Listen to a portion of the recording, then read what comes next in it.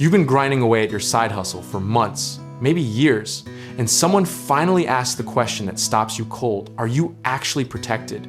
Or are you one bad client away from losing everything? Because here's the uncomfortable truth.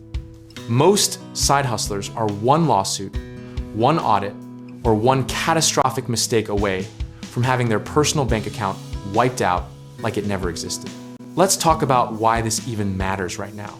Because the IRS collected over $30 billion in self-employment taxes last year alone, and a huge chunk of that came from people who simply didn't know there was a better way to structure what they were doing. Think of your business structure like the foundation of a house. You can build something beautiful on top of it, but if the foundation is wrong, the whole thing comes down eventually.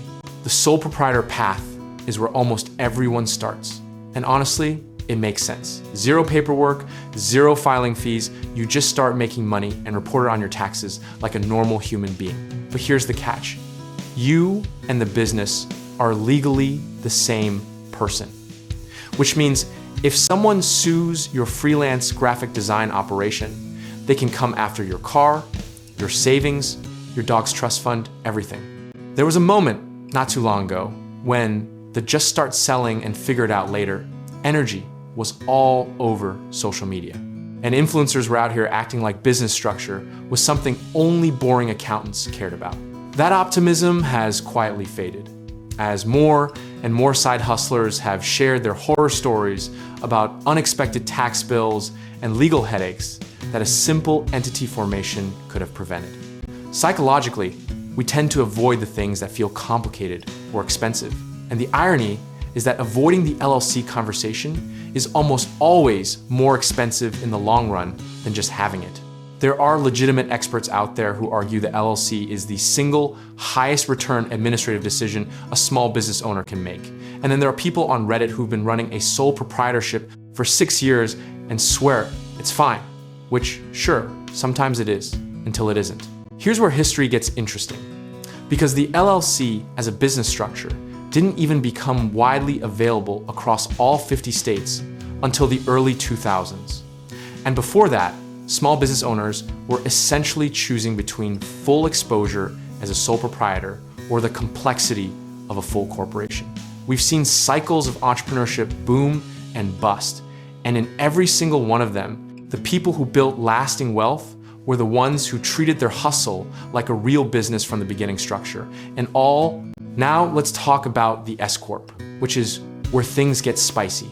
Because this is the structure people bring up at dinner parties to sound smart. And sometimes they actually are smart to bring it up. The S-Corp isn't technically a separate entity type. It's a tax election you make, usually on top of your LLC or corporation, that can allow you to split your income between a salary and distributions, potentially saving you thousands in self-employment taxes. Once you're earning something like $50,000 or more from your hustle, a common misconception is that forming an LLC makes you bulletproof. And we need to kill that myth right now, because a poorly maintained LLC, one where you're mixing personal and business finances, skipping annual filings, or not having a proper operating agreement, can be pierced by a court, meaning they ignore the LLC entirely and come after you personally anyway. The protection is real, but it requires you to actually act like a business, not just have the letters LLC after your name on an Instagram bio. The practical lesson from every business cycle, every tax reform, and every entrepreneurship wave is this. Start with an LLC if you have any meaningful revenue or liability risk. Keep your finances completely separate, and revisit the S-Corp election once your net profit consistently clears $50,000 to $60,000 a year.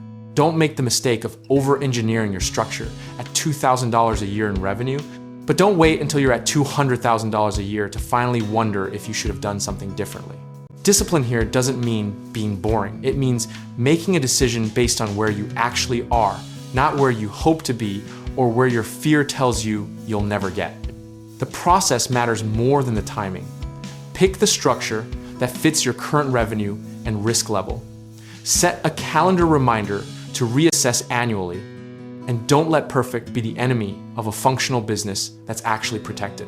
There's something almost philosophical about choosing a business structure, because you're essentially making a bet on your own future. You're saying, I believe this thing I'm building is worth protecting. And that mindset shift from hobby to protected business, from casual income to real enterprise, is often the invisible line between people who scale and people who stay stuck. What's genuinely comforting is that there's no irreversible mistake here.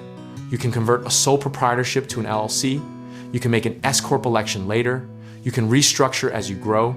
The goal is to make a rational, informed decision today and stay flexible enough to evolve it as the business evolves.